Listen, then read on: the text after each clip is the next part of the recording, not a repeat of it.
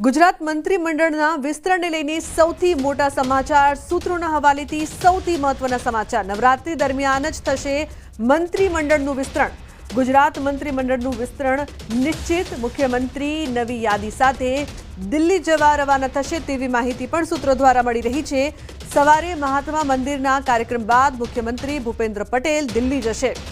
દિલ્હી બાદ મોડી રાત્રે મુખ્યમંત્રી ભૂપેન્દ્ર પટેલ પરત આવશે તેવી પણ સૂત્રો દ્વારા માહિતી મળી રહી છે। કોણ કપાશે ને કોણ ઉમેરાશે તે મુદ્દે હજુ પણ સસ્પેન્સ યથાવત છે। તો મંત્રીમંડળ વિસ્તરણની યાદી મુખ્યમંત્રી ભૂપેન્દ્ર પટેલે જ તૈયાર કરી છે તેવું પણ સૂત્રો કહી રહ્યા છે। મુખ્યમંત્રીએ તૈયાર કરેલી યાદી પર ફાઇનલ મોર દિલ્હીથી વાગશે। સંવાદદાતા ગીતા મહેતા જોડાયા છે ફોન લાઈન પર વધુ માહિતી આપવા માટે। ગીતા, જે પ્રકારથી નવરાત્રી દરમિયાન જ મંત્રીમંડળનું વિસ્તરણ થશે, શું વધુ માહિતી છે આ મામલે? જી, ઘણા સમયથી જેની ચર્ચાઓ હતી તે ફાઇનલી હવે થાય તેવી સંભાવનાઓ જણાઈ રહી છે। નવરાત્રી દરમિયાન મંત્રીમંડળનું વિસ્તરણ થાય તેવી એક શક્યતા એટલા માટે છે કે આજે મહાત્મા મંદિરમાં કેન્દ્રીય ગૃહપ્રધાન અમિત શાહની હાજરીમાં જે એક કાર્યક્રમ યોજાનાર છે તે કાર્યક્રમ બાદ સીએમ ભૂપેન્દ્ર પટેલ દિલ્હી જવા રવાના થશે અને મનાઈ રહ્યું છે કે એક યાદી તેઓ તૈયાર કરી છે જે વિસ્તરણના મંત્રીમંડળ વિસ્તરણના લિસ્ટ છે અને લિસ્ટ સીએમ દ્વારા જ બનાવવામાં આવ્યું છે અને લિસ્ટ સાથે તેઓ કેન્દ્રીય નેતૃત્વ સાથે ચર્ચા વિચારણા કરવા માટે આજે દિલ્હી રવાના થશે અને મોડી રાત સુધીમાં તેઓ પરત પણ આજે ને આજે ફરશે। ઘણા સમયથી ચર્ચા હતી કે મંત્રીમંડળ વિસ્તરણ થશે પરંતુ ક્યારે થશે, શું થશે એ વિશે ઘણું બધું અસમંજસ હતું। પરંતુ ફાઇનલી સૂત્રો દ્વારા મળી છે તે માહિતી મુજબ નવરાત્રી દરમિયાન અથવા તો દિવાળી અને નવરાત્રીની વચ્ચેના સમયગાળા દરમિયાન મંત્રીમંડળ વિસ્તરણ થઈ શકે છે। અને એક શક્યતા પહેલા એવી હતી કે ઉપરથી નામ આવશે, કેન્દ્રીય નેતૃત્વ તરફથી નામ આવશે અને એ જ નામો મંત્રીમંડળ વિસ્તરણમાં સામેલ હશે। પરંતુ સૂત્રો દ્વારા જે માહિતી મળી છે તે અનુસાર નવી જે યાદી છે તે સીએમ ભૂપેન્દ્ર પટેલે જ તૈયાર કરી છે। પરંતુ એ યાદીમાં કોણ સામેલ છે અને કોણ કટ ઓફ છે તે મુદ્દે હજુ પણ સસ્પેન્સ યથાવત છે। એવું મનાઈ રહ્યું છે કે આજે કેન્દ્રીય નેતૃત્વ સાથે સીએમ ચર્ચા વિચારણા બાદ આગળની તેમની રણનીતિ જાહેર કરશે। જી બિલકુલ ગીતા, આભાર સમગ્ર માહિતી બદલ। अन्य समाचार, सूरतથી एसटी बस चालक આવ્યો વિવાદમાં। एसटी બસનો ચાલક સચિન ચૌધરીનો વિડીયો સામે આવ્યો છે।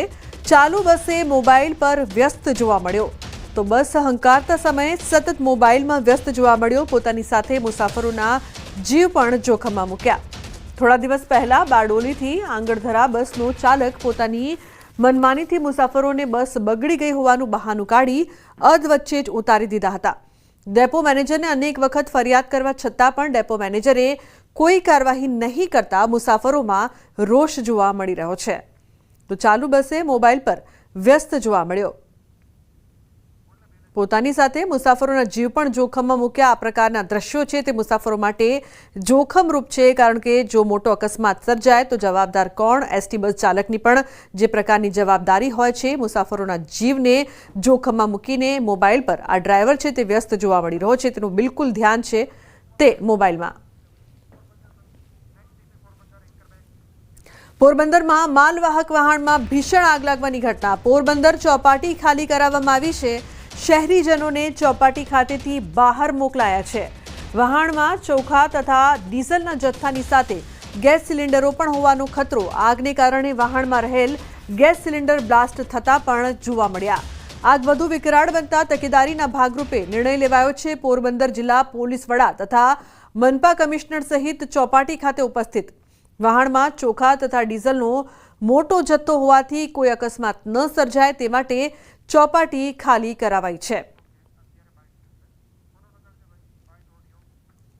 जेटी को सलामत रखने के लिए दाव को जेटी से दूर ले जाके उसको छोड़ा गया था और जो दाव पे 15 जितने क्रू मेंबर्स थे सभी क्रू मेंबर्स को सही सलामत निकाला गया है। तो कोई जान की हानि इस पे नहीं हुई है। पूरा वेसल लोड हो गया था। आज दोपहर को तो वो निकलने वाला था, लेकिन सुबह अचानक कहीं से नीचे की साइड से आग लगी और उसने फिर आग जोरों से पकड़ ली। તો વહાણમાં રહેલ ગેસ સિલિન્ડર બ્લાસ્ટ થતાં પણ જોવા મળ્યા આગ વધુ વિકરાળ બનતા તકેદારીના ભાગરૂપે લેવાયો નિર્ણય. પોરબંદર જિલ્લા પોલીસ વડા તથા મનપા કમિશનર સહિત ચોપાટી ખાતે ઉપસ્થિત. વહાણમાં ચોખા તથા ડીઝલનો મોટો જથ્થો હોવાથી કોઈ અકસ્માત ન સર્જાય તે માટે ચોપાટી ખાલી કરાવાઈ છે. તો આગના વિકરાળ દ્રશ્યો છે તે સામે આવી રહ્યા છે. શહેરીજનોને ચોપાટી ખાતેથી બહાર મોકલવામાં આવ્યા છે. પોરબંદર ચોપાટી ખાલી કરાવવામાં આવી છે. તો માલવાહક વહાણમાં ભીષણ આગ. પ્રતિશ જોડાયા છે ફોન લાઈન પર વધુ માહિતી આપવા માટે. પ્રતિશ, શું વધુ માહિતી સમગ્ર મામલે?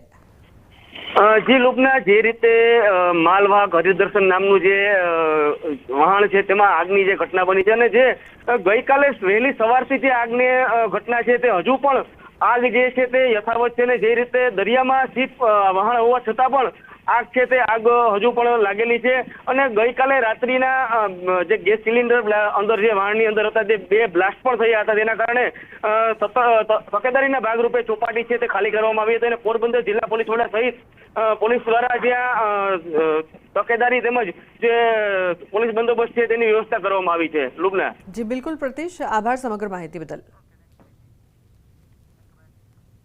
પાલતુ શ્વાને નખ માર્યો, રેબિસ વધતા પીઆઈનું મોત થયું છે. અમદાવાદનો કિસ્સો દરેક માટે લાલબત્તી સમાન છે. કંટ્રોલ રૂમના ફરજ બજાવતા પીઆઈનું સારવારમાં મોત નીપજ્યું છે. પીઆઈને પાલતુ શ્વાને નખ માર્યો હતો.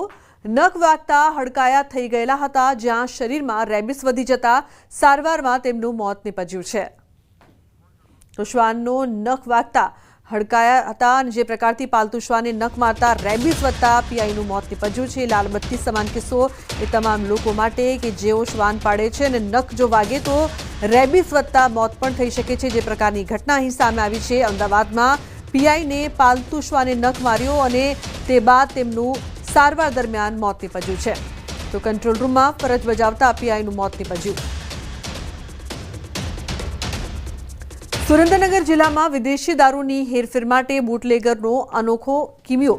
દોરડાના રોલની વચ્ચે વિદેશી દારૂ છુપાવી હેરફેરનો એલસીબી પોલીસે પર્દાફાશ કર્યો છે. બજાણાના મજેઠી ચેકપોસ્ટ પાસેથી પિકઅપ ગાડીમાં દોરડાના રોલની વચ્ચે છુપાવેલ વિદેશી દારૂની 1632 નાની બોટલો ઝડપાઈ છે. વિદેશી દારૂ તેમજ પિકઅપ ગાડી સહિત કુલ રૂપિયા 7,58,000ના મુદ્દામાલ કબજે કરી ગાડીના ચાલકની વધુ પૂછપરછ હાથ ધરવામાં આવી છે.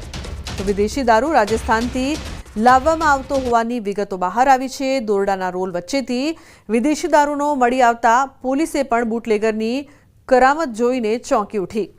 તો દોરડાના રોલ વચ્ચે કઈ રીતે દારૂનો જથ્થો છુપાવવામાં આવ્યો હતો તે જોઈને પોલીસ પણ ચોંકી ઉઠી હતી. વિદેશી દારૂની હેરાફેરી માટે બુટલેગરનો નવો કિમિયો.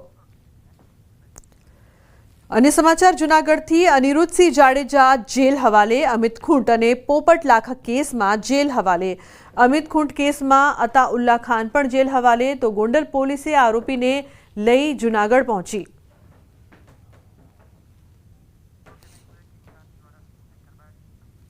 બનાસકાંઠાના દાંતીવાડા ડેમમાંથી પાણી છોડાતા બનાસ નદીના નીર પહોંચ્યા ડીસા. ડીસામાં બનાસ પુલ નીચેથી પસાર થતી સજીવન બનાસના નદીના દુર્લભ દ્રશ્યો. વર્ષ 2022-2023 બાદ ફરી સજીવન થઈ બનાસ નદી. ડીસા બનાસ નદીને નિહાળવા મોટી સંખ્યામાં લોકો ડીસા પુલ નજીક પહોંચ્યા. લોકોને વહેતા પાણીથી દૂર રહેવા માટે અપીલ પણ કરવામાં આવી છે.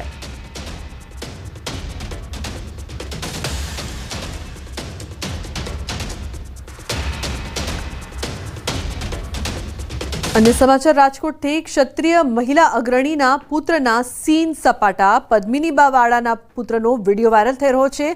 કમર પર રિવોલ્વર જેવા હથિયાર સાથેનો આ વિડીયો છે તે વાયરલ થઈ રહ્યો છે. ફિલ્મના ડાયલોગ સાથે વિડીયો અપલોડ કર્યો. અર્વાચીન રાસોત્સવમાં હાજરી આપી હતી. પદ્મિનીબાવાળાના પુત્ર પાસે હથિયાર જોવા મળતા